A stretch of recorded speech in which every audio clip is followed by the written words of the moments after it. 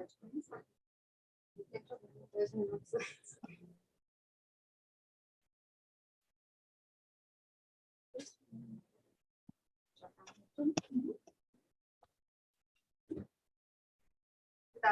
everyone.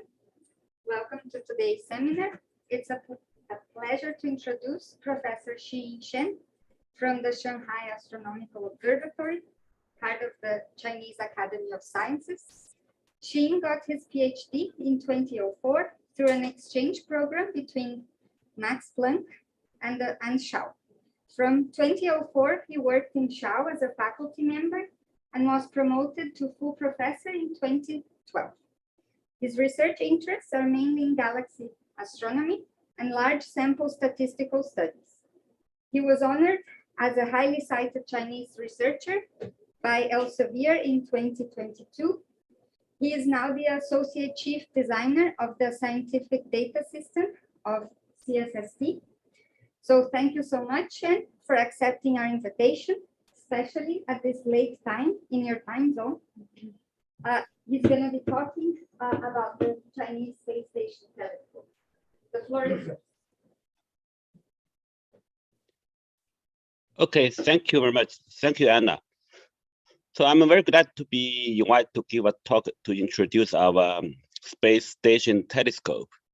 So the title of my talk is Embedding the Area of Big Data in Spatial Astronomy. So as Anna introduced, I'm working on this CSST scientific data system. So many of my slides is come from Liu Chao, my colleague. We are both working on this scientific data system.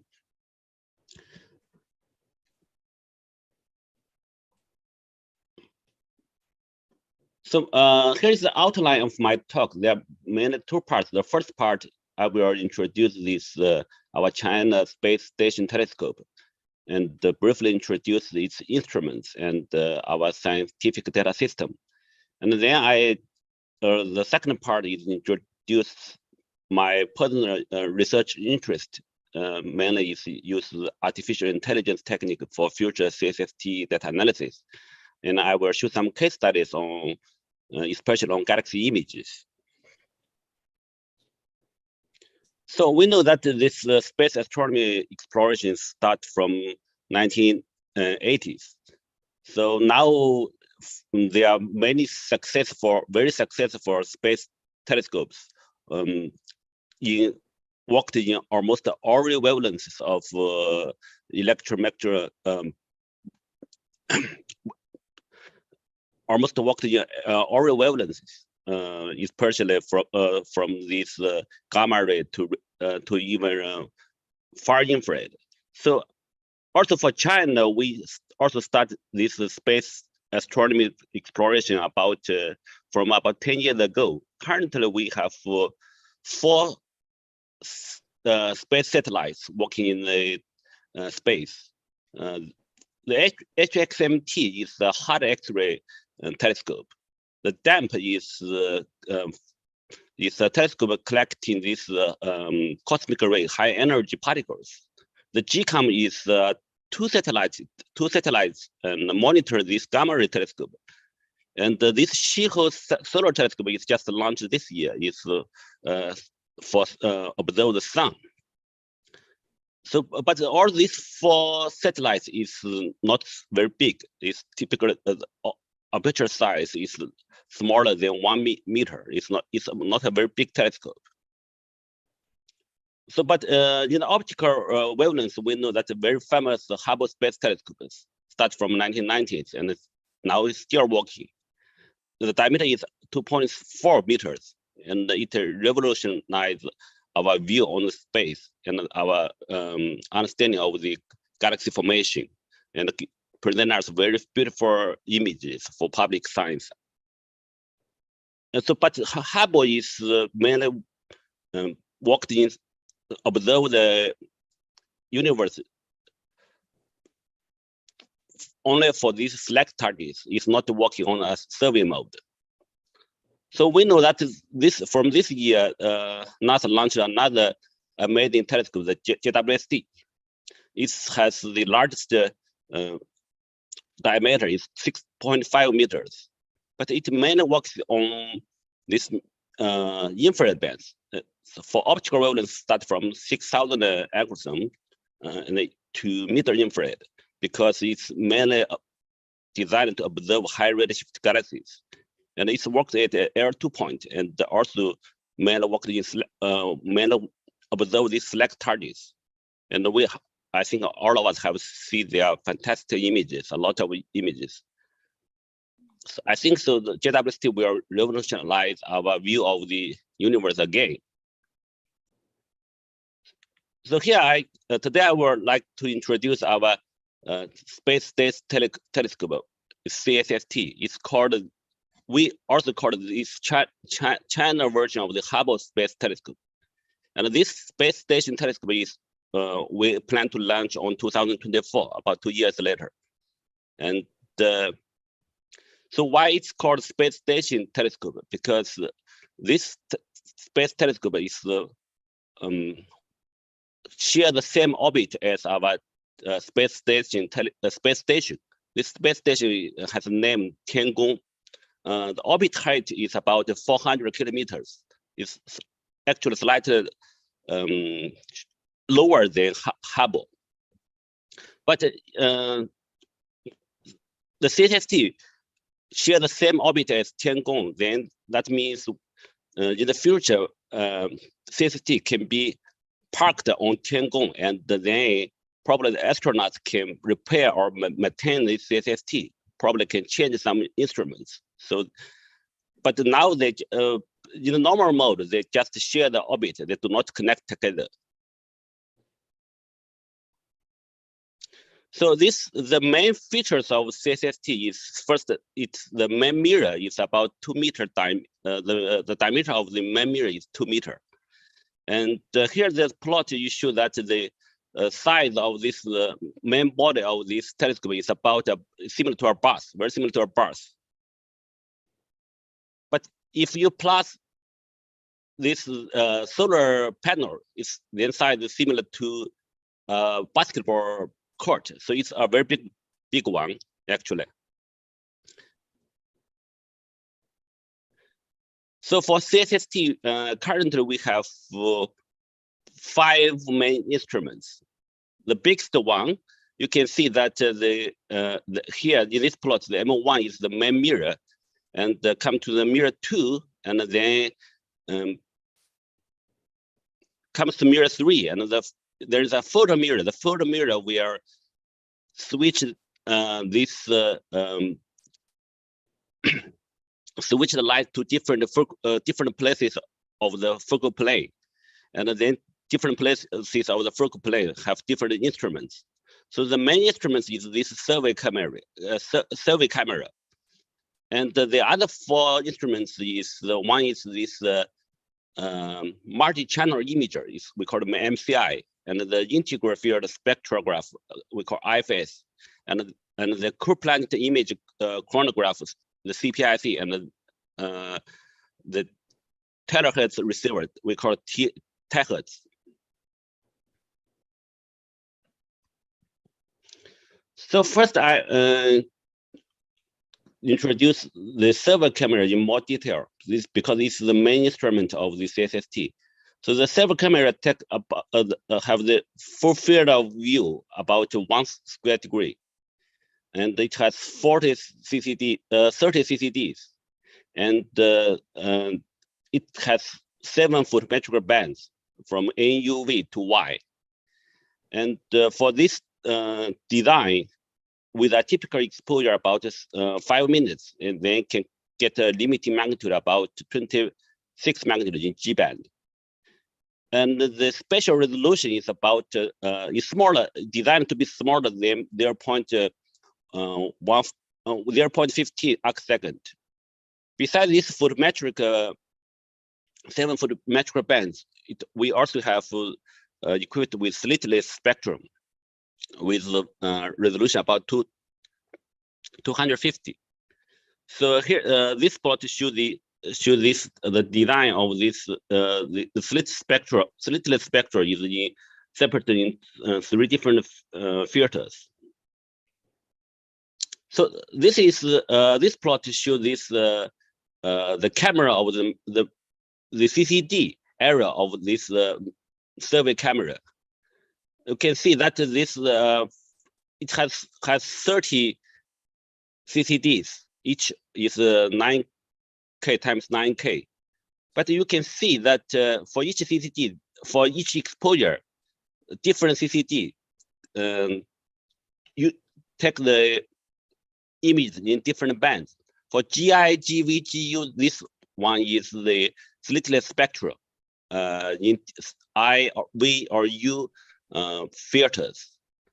That means for each for a given part of sky, if you want to get the images of all 7 bands, you need to exposure it 7 times. So that means for the sky, we in the survey mode, we needed to take multiple exposures. And this survey camera is one of the largest survey cameras in astronomy, only slightly smaller than this CSST camera. So I think the biggest advantage of CSST survey is its high resolution because it's a space telescope. So the design this RE18 is the energy concentrated 80% of the energy concentrated in a circle of the radius smaller than 0.15 arcsecond. It's similar. It's about half of the FWHM. So with this high resolution, we can get very detailed structures of these galaxies. And I think more importantly is that we plan to do a survey. That means we can get these very high resolution images for a very large part of the sky. So the main survey, the CSST is, we call it is a survey telescope. So because the main survey we will take about 70% of time CSST to do the survey. The survey, the most important part of the survey is the wide area survey. It aims to about 1/3 of the sky, the whole sky, 70,500 square degree. And it will get about more than 1 billion galaxies brighter than 25 magnitude in 7 bands. And then most importantly, we plan to use these galaxies, the image of these galaxies to make weak length measurements. And with our scientific goal is with precision better than 10%. Then use this weak length measurement to do the cosmology. Also, we can get from this large area survey, we can get about we estimate that we can get about 100,000 stronger gravitational lensing system. And because for each of this sky, we need to do multiple exposures. So by properly design these multiple exposures, we can also get the proper motion measurements of stars. Can up to us, because it's a space telescope, then we can get the proper motion accuracy to milli-arcsecond precision. Also, for this slitless spectra, we estimate that we can get about the slitless spectra bright for the galaxy brighter than 22 magnitude. Then we can get about 60 million galaxies, the spectra of 60 million galaxies. So besides this wide area survey, we also plan to do a deep survey. But currently, the deep survey haven't been finalized because some scientists think that, okay, we need to do 400 square degree. This 400 square degree is, the depth is about to 27 magnitude. But some other scientists said that, okay, maybe we can do smaller, but go even deeper. So they are still in discussing what kind of deep survey we will do. So that it hasn't been finalized for the deep survey. So here is, I show this estimate accuracy for this proper motion measurements. So with multiple exposures, so the CSST can get these proper motion measurements to milli-arcsecond level. And more importantly, it can get the proper motion measurements for these faint objects. So then very compensate to this Gaia and LCST. Also, because of this multiple exposures, we expect that we can also get measurements of these exoplanets. But this for these exoplanets, we need a very high accurate photometry. So we haven't have a good estimation how accurate we can get this photometry. What's the accuracy of our future CSST photometry? So we hope we can get detection of exoplanets, but we are not. We do not have a good inspection yet. So besides this main survey camera, we have another 4 fine measurement instruments. This, as I introduced, is MCI, FS, CPIC, and Terahertz. So these 4 instruments will use about 20% of the operation time. So the another 10% is used for calibration. So then each of these 4 fine measurement instruments will work as the main instrument for 5% of operation time. So, but these 4 instruments may work together. So for example, if this MCI, this multi-channel imager is do some make some ultra deep survey, then your IFS camera can also be opened, but you cannot point to your designed place, but you can open the camera. So then then that means these 4 instruments can work together. For these 4 instruments, especially for this MCI, this multi-channel imager and IFS, they have their own key science program, but not most of them, at least half of the time will accept open proposals. For the main survey camera, as I introduced, is do the survey, so it will not accept open proposals. But for these fine measurement instruments, especially MCI and IFS, it will accept open proposals. So then I give more detailed introduction on these 4 fine measurement instruments. First is this multi-channel imager, the MCI. The MCI is also do photometry, but different from the main survey. It do the 3 channel exposure simultaneously. As you can see in this design cartoon, it has an UV camera, visible camera, and a near-infrared camera. But for each camera, you can see there is a wheel. On this wheel, you can equip different filters. That means you can do 3 different bands exposure simultaneously. But this band you can choose because the filters you can choose different filters.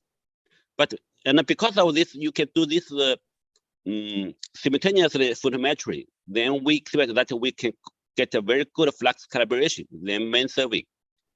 And there's one of the main scientific goals for this MCI instruments is to flux calibration for main survey. This is one of its key science goal. And also for this MCI, they add some special design to increase the focal length, and then increase this pixel resolution from 0.50 arcsecond to 0.05 arcsecond. That means we can get a better PSF measurements. And then another key scientific goals of MCI is to ultra deep field. It's very similar to Hubble's ultra deep field. And the scientific goal is go to the magnitude deep as faint as 30 magnitude at V band. So this is another key science program of MCI. So for IFS, the IFS is the integral field spectrograph. We know that for in the 21st century, the IFS is one of the most important instruments to study the galaxy physics. because it can get the spectra and the images together. We say we can get this data in 3-dimensional, not only spatial dimension, but also wavelength dimension. So for IFS, the design is the field of view is not big. It's very small. It's only 6 arcsecond times 6 arcsecond. And then it uses the image slicer to reshape these images to a long slit and then get spectra. This image slicer technique is similar to Muse. But we aim to, because it's a space telescope, we aim to have very high spatial resolution. It's our spectral unit is 0.2 times 0.2 arcsecond. And the wavelength coverage is from 3,400 algorithm to 10,000 algorithm. So the wavelength resolution is 3.5 algorithm. So the wavelength resolution is not very high. The CSST telescope is only 2 meters. So we want to get a very high spatial resolution and then get the spectra. So the sensitivity is not very high. So the sensitivity is estimated to about to signal to noise ratio at 5 for surface brightness to 90 magnitude of arcsecond with 10 times exposure, and each exposure have the 1,200 seconds. So that means this IFS mainly can target the bright objects, but because of its high resolution, then we can study this galaxy center or star forming region. The bright, basically, is the IFS is suitable for studying these bright and compact objects. So here, this plot shows this survey capabilities of this CSST IFS. So basically, this for this area, for this wavelength coverage, from near UV to this near infrared, and also the very high spatial resolution. For this very high spatial resolution is you cannot reach them with ground IFS because ground IFS is CE limited. If the ground IFS with AO, then currently it is mainly working on this infrared band. You cannot work on this optical bands. So then from this plot, we can see that CSST IFS is a unique IFS designed for this, as I said, the bright compact objects. So the another two instruments is CPIC and Terahertz. CPIC is the image chronograph, aims to take the images of the planets, exoplanets, and the design to the detector of the exoplanets with the brightness 10 times 8 smaller than these optic stars, and then it can take the image for the stars nearby stars with distance smaller than 40 parsec, and then for this planets to stars is with a orbit distance larger than 5 AU. And the terahertz is mainly working from 0.4 to 0.5 terahertz, and mainly working on this on the fly mode. That means that means this terahertz instrument can work together with other instruments, and this frequency resolution is 100 kHz. I'm not familiar with these two parts, so I only can give very brief introduction on these two instruments. So okay, with the main survey camera and these 4 instruments, so basically the operation mode of CSST is that after it launched, then first is make this telescope and instrument calibration. Now also we need to make a survey strategy. That means we need to make a very careful design plan for the time allocation for different instruments. And then we need to do the instruction upload from the ground station, and then the CSST makes the observation, and then data download to some data center. And this data center should have a very large data storage because it's a survey telescope. This the data is about PB level data. I mean, this is only this raw data. And then after this data downloaded to the ground station, then we need to start this data analysis. And we have estimated that for this, especially for this, to deal with this main survey data, we need a very large computer power. With current CPU, we need a 4.7 pflops per year. And we need a very even larger data storage because from raw data to level 1 data, the data size will expand. So we estimate we need a 30 PB level storage in 10 years. And we needed to build a heterogeneous database to store different types of data because we have different instruments. We have to store some of the, we also have slitless spectra. So we needed to store different types of data, spectrum, images, data cube, and so on. And then finally, we needed to make data release. So among these jobs, I think we are working on this scientific data system. For this scientific data system, basically is that we, from instruments, we get this level 0 raw data, and then make data analysis to generate this level 2 and level 1 and level 2 scientific data. So for this CSST scientific data system, we needed to build 3 softwares. First of all, we needed to build a simulation software because with this simulation software, help us to understand the instruments better. Because we needed to develop this data analysis software now, but we do not have instruments now. So we only can use this simulation software to understand instruments. We also, but for this software, we can get some input from this hardware team. The hardware team can tell us the basic behavior of these instruments. So we build a simulation software. And the second software is that we needed to build a schedule software. That means we needed to make a united exposure plane for all instruments because for main survey, we needed to survey the sky with different epochs, and also so for some of the time we needed to find measurements. So we needed this united exposure plane, and then we needed to assign a unique OBS ID for each exposure.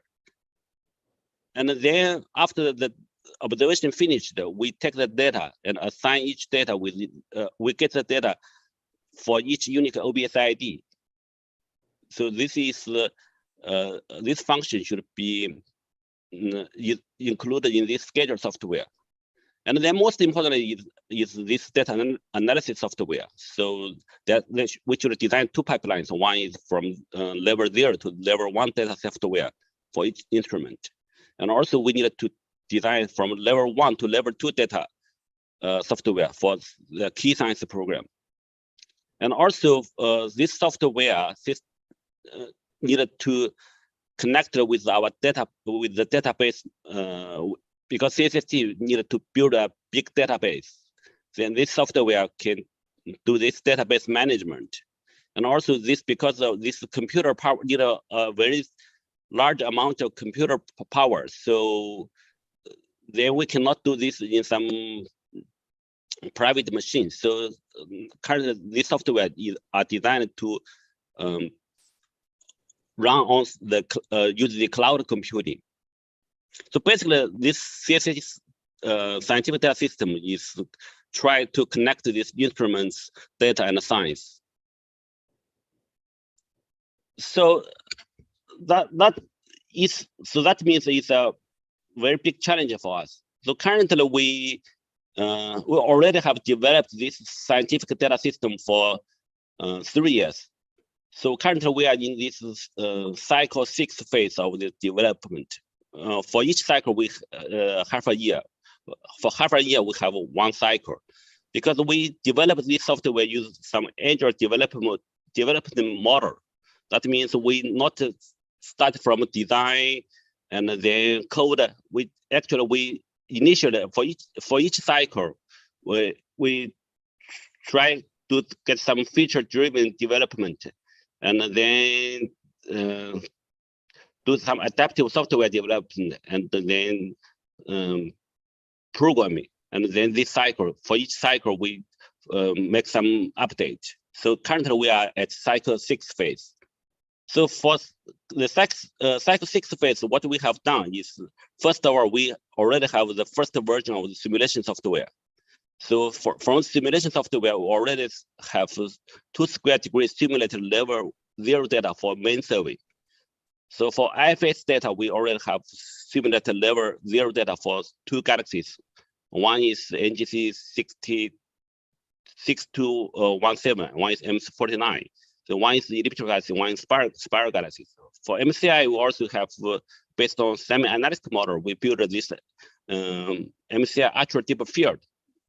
All these are level 0 data. This means simulated the raw data from the CCD.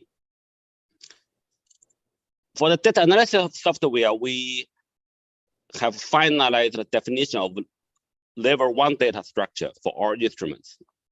That means we already we know what we want, what the data we want to get with this data analysis software. Well, we already have our level 1 pipeline already just passed this unit test and the first round of integrating test this month, actually this month, yes. And for schedule software, we are still in development because we needed to collaborate with the hardware operation team. In this schedule software, we will provide this exposure time calculator, and astronomer proposal to the ETC and the PT for because as we said, especially for MCI and IFS, we will accept the open proposal. So these 2 software will be prepared for astronomers, and then astronomers can use these 2 software to make some schedule, and we combine this schedule into this global schedule.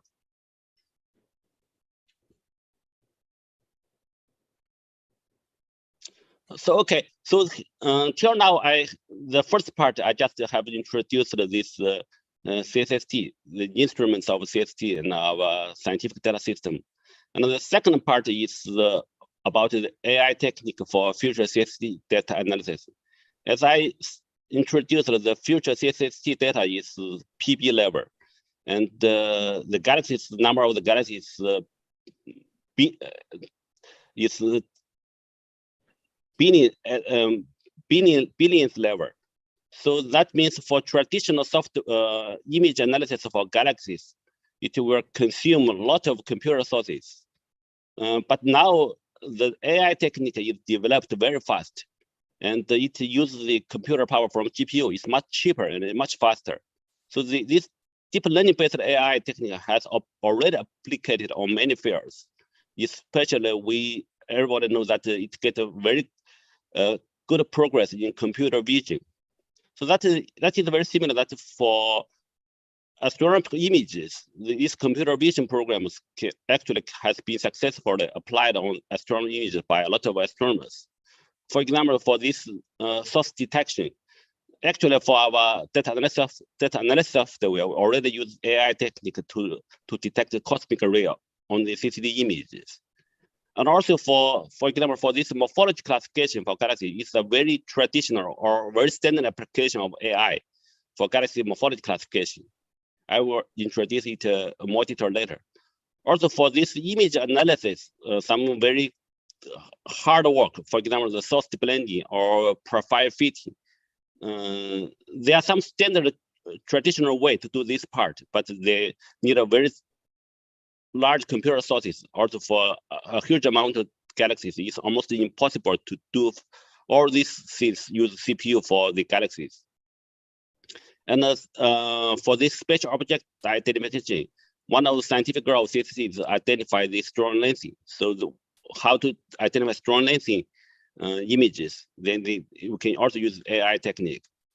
And also one of, I think in the future, probably in the future, as I know that for SST survey, some of the research groups try to use a completed AI-based pipeline, not use the traditional pipeline. Here, I just want to introduce this Morpheus. It's developed by Hudson at about 2 years ago. I think it's very fantastic. Basically, that this once you input an image, and then this AI can do this pixel level identification for each pixel of these images. This pixel is multi-wavelengths, and based on multi-wavelengths information, then this AI technique separates into different components for each pixel, whether it is a spherical disk or background or irregular or some point source. And then with each pixel labeled with this one of these 5 types, and then you can get some segmentation map, and then you combine these pixels with the same class, then you can get the detection of objects, whether it's a background or whether it's a spherical galaxies or disk galaxies. So this is, and this kind of AI-based pipeline is very fast, much faster than the traditional software like Spectrograph also. So one of these basic, very standard AI technique is on this morphology classification. So actually, that there are a lot of astronomers have already tested this deep learning-based computer vision algorithm on the astronomy images. For example, this Dan Tong at 2008, they used this very popular ResNet and to try to do the morphology classification and get an accuracy about better than 95%. And more recently, this et al. Use efficient network get an even better accuracy. But this kind of morphology classification is based on some training sample. This training sample is mainly from the Galaxy Zoo project. It's a public citizen project that ask volunteers to identify whether this galaxy is spiral or elliptical. Currently, the best morphology label from this Galaxy project is this Galaxy Zoo TCAS. This TCAS has a deeper image than Sloan. Then for the citizen, they have labeled about 300,000 galaxies, low redshift galaxies with a very detailed morphology labels. And for example, you can ask these people whether this galaxy is a merger, spiral, or elliptical, and even more detailed information whether this galaxy has a barred spiral arms also. So from this training sample, people test the different network. That means, okay, once trained with these labels, they can recognize it. So, but something for difficult part for the astronomy images, that is, the astronomy images generally have very low signal to noise ratio. And more importantly is that different surveys have different survey parameters. Different surveys have different PSF, different resolution, different depths. So then comes to a question, whether one trained network from the one survey can be directly applied to another survey. Actually, I didn't see any test from the astronomy community yet. People just test their algorithm in the same survey. Okay, for the same survey, with training sample, and then we applied on the same survey with the same data. Okay, they said it's successful, but that is not very useful. We want to, for example, for future CST, we want to do morphology classification. We cannot have a very large group of people to first make eyeball classification. We want to, for example, use these Galaxy Zoo TCAS labels, train network directly applied to CST. So we tested, one of my students, we want to test whether this train network based on TCAS, the Galaxy TCAS, whether it can be applied on this another survey called BUS and MZRS. Basically, these two surveys are very similar. They are both included in the DAISY legacy survey. They have very similar survey parameters, but not the same one. For example, this BUS, the GR band resolution is much lower than this decays. But for the images, the 3-band image, to service, it looks very similar. But for this deep learning technique, we don't know whether they, in the deep learning, whether they look the same. This is a famous plot. That means for deep learning, you see a image like a panda, but you combine some strategic noise, and this deep learning technique then no more think this image is a panda. They think it's a gibbon. But yes, this is a strategic noise is added by some spatial design algorithm. But we don't know actually in the deep learning technique the same galaxies in different surveys whether they look the same in the deep learning technique, because basically all these images are low signal to noise ratio compared to normal images. So we use some transfer learning technique. So first we train network with these decays galaxies, and then we use because we know the decays and these paths, and I mean, they also have some overlapping regions, and then we use the overlapping galaxies, make the combined network, and use this transfer learning technique, and then we tested this. After transfer learning, we can apply this network to the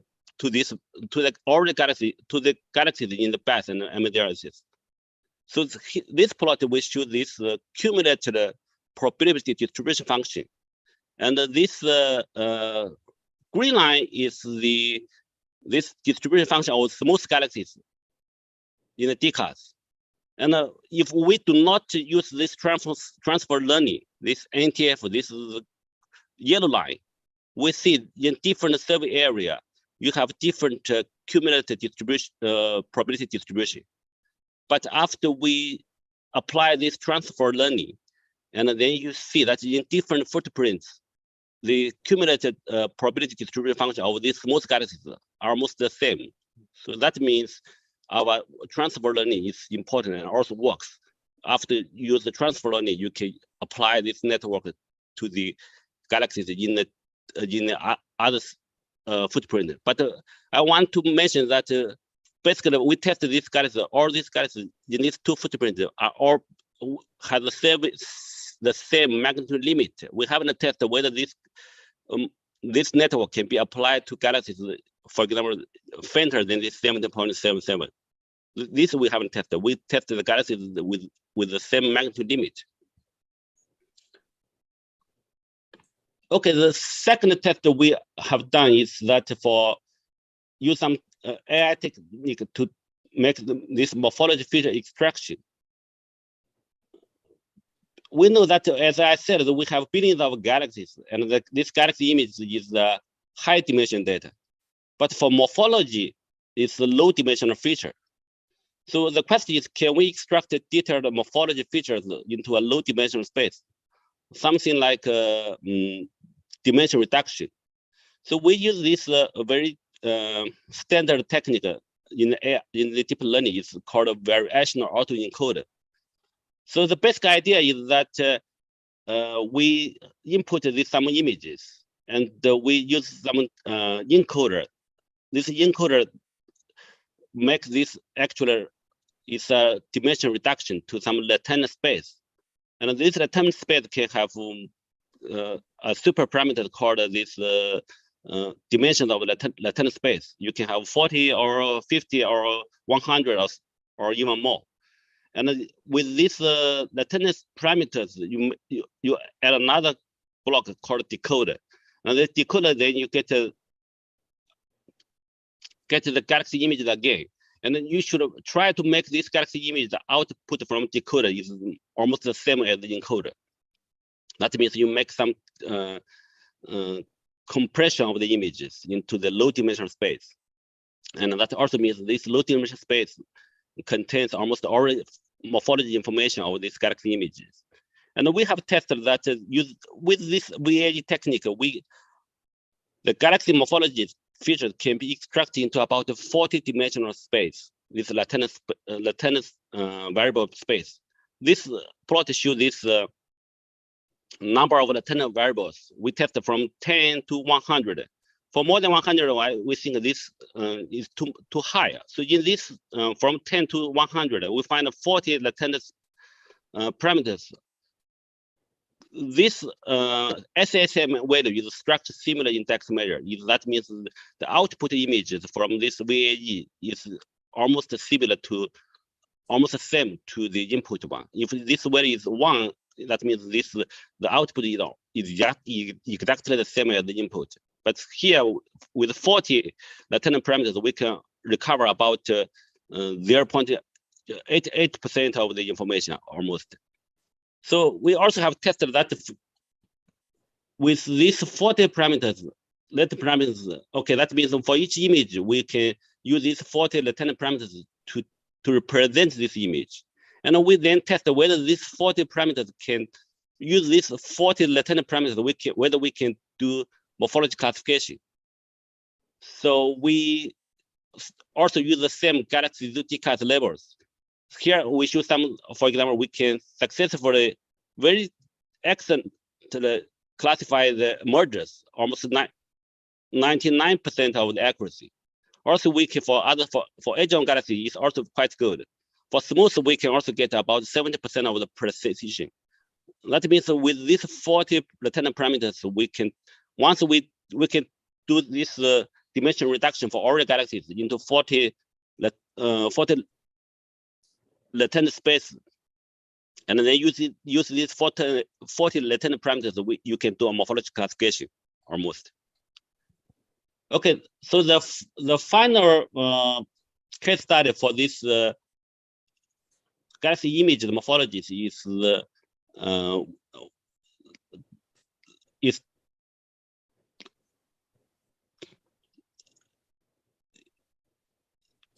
sorry.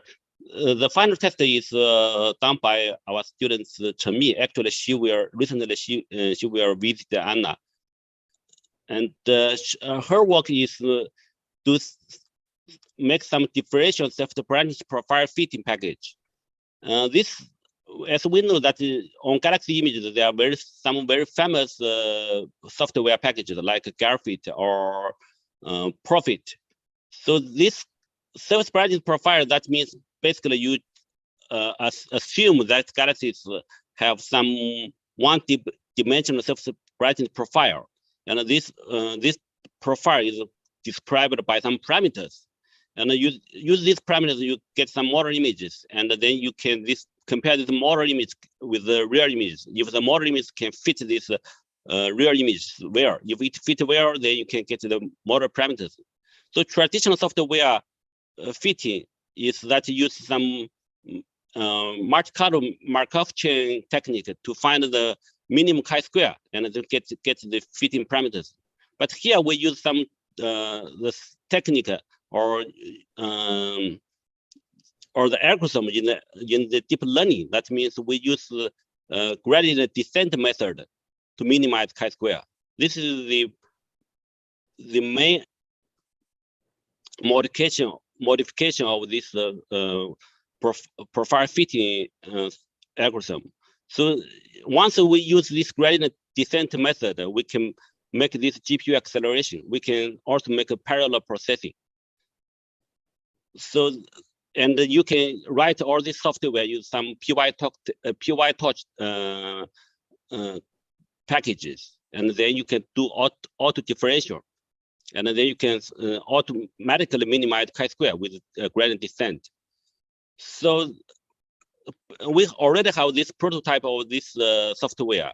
So here we can show that if we use software, use this MiFit, we fit the profile of one galaxy, we can probably use 27 arcseconds. But because this fitting software, you use the GPU to parallel processing. If you fit 10 galaxies, you still almost the same time. So that means you can, if you have large memories of a GPU card, and then you can fit thousands of galaxies together with almost the same time. So that we are much faster than this fitting program. Actually, you almost cannot fit This profiles for billions of galaxies in the CSST survey, but for this GPU technique, probably you can fit all of them. I think this is the main part of my talk. Here I give a brief summary. First is that the CSST will provide a huge and unprecedented astronomy data set. So our scientific data system aims to process this raw data to scientific data with both high efficiency and high quality. And then for my personal research interest, we have developed several AI-based algorithms for future CSST galaxy morphology studies. So collaboration are welcome. Obrigado. 谢谢.